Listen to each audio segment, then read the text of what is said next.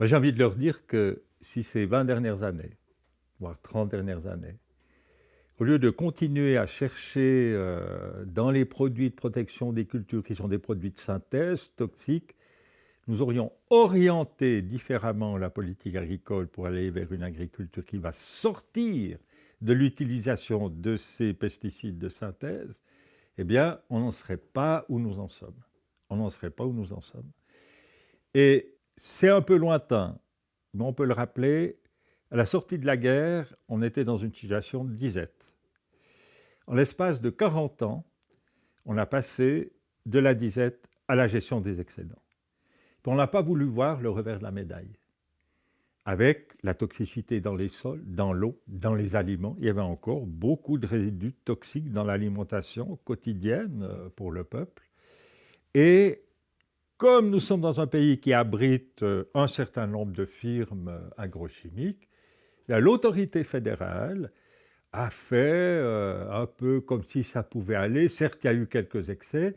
Et puis, au début des années 90, on a mis en place les paiements directs, versés directement aux agriculteurs, pour autant qu'ils fournissent des prestations écologiques. Puis on a codifié tout ça, c'est très très bien fait, dans des lois, dans des ordonnances, ensuite dans des règlements précis. Mais cette politique-là n'empêchait pas de pouvoir utiliser les produits de synthèse à côté de bandes écologiques où on pouvait être encerclé, entre guillemets, par un réseau écologique, mais à l'intérieur, on pouvait continuer d'utiliser les pesticides, bien sûr ceux qui sont homologués. Et cette politique-là, eh ben, elle arrive aujourd'hui à un constat que les scientifiques nous disent depuis un certain nombre d'années, elle n'a pas atteint ses objectifs. En matière de biodiversité, elle n'a pas atteint ses objectifs en matière de maintien des insectes, autant les insectes utiles, et bien sûr, il faut faire avec les insectes nuisibles. On a perdu aussi en biodiversité au niveau de l'utilisation des semences. On s'est spécialisé, on a rationalisé, on s'est fait avoir par des sélections de semences qui demandent des engrais et qui demandent des produits de protection, sans parler des organismes génétiquement modifiés, où là, alors, il n'y a plus rien à discuter, c'est comme ça, quoi. C'est un package, et puis on a le pesticide avec la semence, directement lié.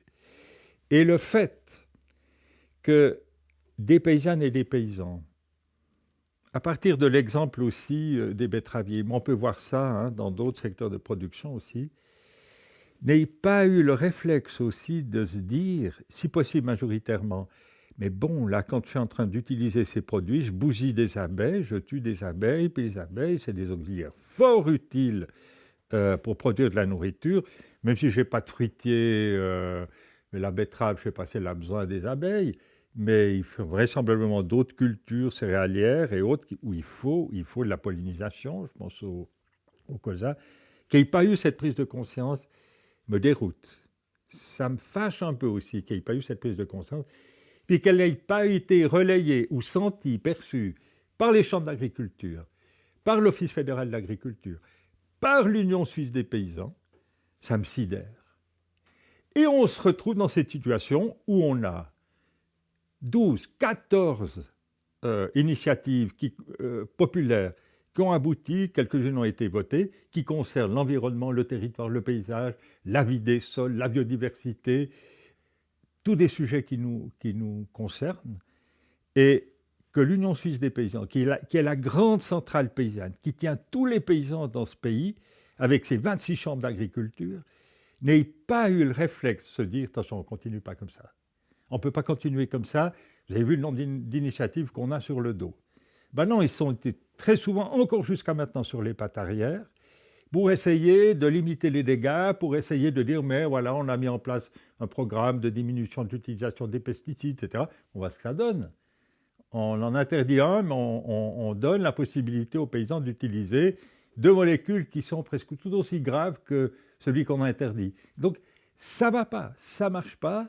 On est dans le mur et qu'il n'y ait pas eu le réflexe, qu'on n'ait pas encore aujourd'hui le réflexe, au moins de l'Union suisse des paysans et des chambres d'agriculture, disant, c'est vrai, il faut travailler différemment. Il faut orienter différemment l'agriculture. On s'est trompé. Et puis, on va sortir de l'utilisation des pesticides de synthèse. Des pesticides de synthèse.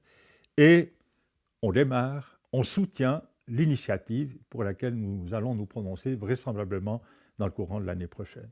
Ce serait, pour les paysannes et les paysans, certes un peu de désarroi, parce que voilà, c'est un peu une zone de confort quand on utilise les pesticides, mais en même temps, ça donnerait une orientation. Ça donnerait un objectif clair, et je suis persuadé qu'avec les gens qui travaillent à Agroscope, les stations de recherche, qu'avec les services de vulgarisation, le jour où ils reçoivent, ce serait quasi une invitation, ils reçoivent, entre guillemets, l'ordre de travailler dans la recherche, dans l'application du suivi des cultures, une agriculture sans pesticides, moi je pense que ça nous libère d'une angoisse.